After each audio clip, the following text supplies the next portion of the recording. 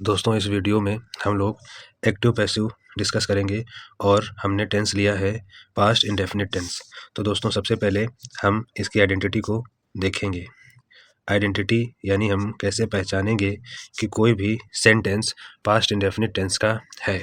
तो इसकी आइडेंटिटी होगी दोस्तों, पहले तो वर्ब की सेकंड फॉर्म लगी होगी, यूज़ होगी, और इसके साथ अगर सेंटेंस निगेटिव है तो डिड हेल्पिंग वर्ब यूज़ होगी।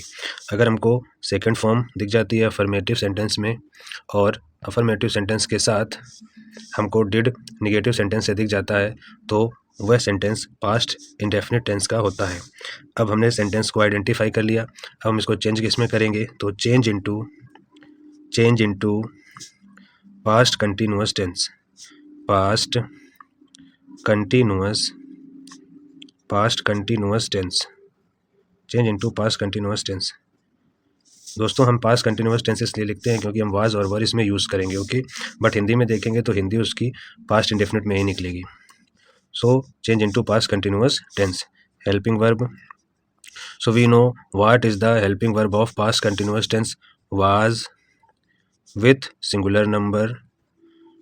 Was helping verb दोस्तों singular number के साथ यूज़ होती है, and were with plural number, और were helping verb plural number के साथ यूज़ होती है। Next important point is we always use third form of main verb. हम लोग हमेशा वर्ब की थर्ड फॉर्म का यूज़ करते हैं। एक बार फिर से रिव्यू करते हैं दोस्तों।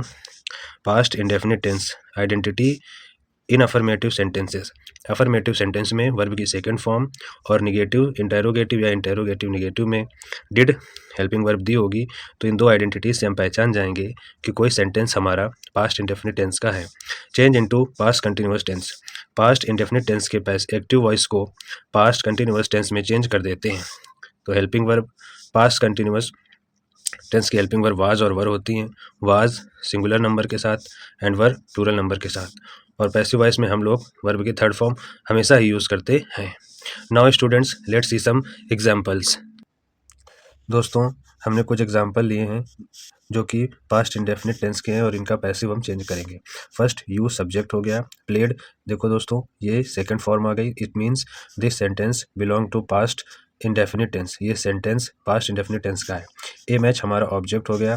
पैसिव वॉइस में हम ऑब्जेक्ट को पहले लाते हैं। ए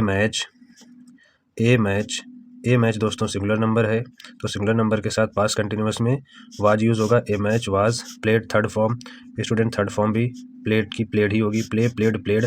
ए match was played by preposition हम लोग यूज़ करते हैं बाई, और यू का ऑब्जेक्ट क्या होता है you. So a match was played by you, ये इसका दोस्तों पैसिव बन गया। Next they did not open the door. Now students we are watching here did helping verb. अब हमको यहाँ डिड हेल्पिंग वर्ब मिल गई। It means this sentence belong to past indefinite tense. Did का मतलब है कि ये सेंटेंस पास्ट इंडेफिनिट टेंस का है, और इसको हम किस में चेंज करेंगे पास्ट कंटिन्यूअस टेंस में। दे सब्जेक्ट हो गया, did helping verb, not means sentence is negative, open main verb, and the door is object. तो ऑब्जेक्ट को हम सब्जेक्ट में कन्वर्ट करते हैं, तो the door is singular number, तो सिंगुलर नंबर के साथ कंटिन्यूअस में वाज। सेंटेंस निगेटिव है तो पैसिव भी निगेटिव का, was not open third form opened, was not opened by. They is subject, they subject है दोस्तों, और दे का ऑब्जेक्ट क्या होगा them. The door was not opened by them. दोस्तों ये इसका पैसिव बन गया। Now third did she write a letter. Helping verb पहले आ गई did.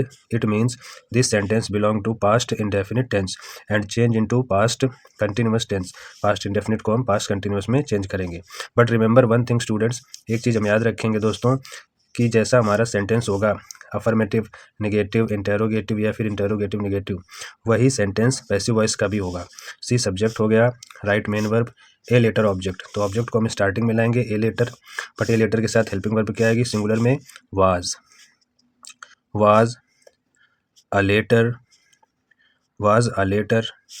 Now right third form written, was a letter written by she. She subject है और सी का ऑब्जेक्ट क्या होता है हर, तो by her and question mark.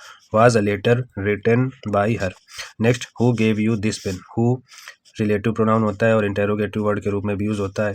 Give second form of main verb, give means होता है देना, second form. You object, this pen object, इसमें दो ऑब्जेक्ट हो गए तो गिव मीन्स दिया, क्या दिया, दिस पेन, तो ये दोस्तों डायरेक्ट ऑब्जेक्ट हो गया। और किसको दिया, यू, आपको, तो ये इनडायरेक्ट ऑब्जेक्ट हो गया। डायरेक्ट ऑब्जेक्ट और इनडायरेक्ट ऑब्जेक्ट दोनों से ही हम बना सकते हैं, लेकिन हम जब डायरेक्ट ऑब्जेक्ट को पहले लिखते हैं तो पैसिव में इनडायरेक्ट ऑब्जेक्ट को हम टू से जोड़ते हैं, यानी इससे पहले हम टू को लिखते हैं। लेकिन अगर इनडायरेक्ट ऑब्जेक्ट से हम बनाते हैं तो डायरेक्ट ऑब्जेक्ट से पहले हमको टू नहीं लिखना होता, तो हम इसे डायरेक्ट ऑब्जेक्ट से बनाएंगे। और हु का ऑब्जेक्ट क्या होता है, होम, और बाई प्रीपोजिशन हम लोग यूज़ करते हैं पैसिव वॉइस में, तो बाई होम। और ये हु के साथ दोस्तों मैं पहले भी बता चुका हूँ कि हु का जो होम ऑब्जेक्ट होता है उसको स्टार्टिंग में लिख दिया जाता है, और उसके बाद जो भी हम ऑब्जेक्ट सेलेक्ट करते हैं उसके अकॉर्डिंग हेल्पिंग वर्ब आती है। तो बाय हुम, दिस पेन हमने सेलेक्ट किया singular number, so with singular number we use was. By whom was this pen, by whom was this pen. Give third form, given. अब you indirect object तो उससे पहले क्या आ जाएगा, to you. यही दोस्तों इसमें हमको ध्यान रखना होता है, question mark. By whom was this pen given to you. अगर हम इसको यू से बनाते तो इसे कैसे बनाते, बाय हुम, अब यू के साथ क्या था, वर, तो वर you given, by whom were you given this pen. फिर टू का यूज़ नहीं होता, बट हमने डायरेक्ट ऑब्जेक्ट को सिलेक्ट किया है इसलिए टू का यूज़ होगा। Now students last, what did use से, तो दोस्तों जब वाट हमारा गिवन हो तो वाट ही ऑब्जेक्ट बन जाता है, वाट, और सिंगुलर ऑब्जेक्ट होता है तो वाट वाज से third form said, what was said bye you, what was said bye you, question mark. तो ये इसका पैसिव दोस्तों ऐसे ही बनता है, what was said bye you. तो ये हमने कुछ 5 एग्जाम्पल करे, और आई होप इन 5 एग्जाम्पल से आपको काफ़ी हेल्प मिलेगी। अगर आपको कोई डाउट हो तो आप कमेंट्स में ज़रूर हमको लिख सकते हैं, अपने सजेशन दे सकते हैं। आई होप आपको पास्ट इंडेफिनिट टेंस का पैसिव वॉइस बनाना, एक्टिव से पैसिव बनाना समझ में आया होगा। Thank you.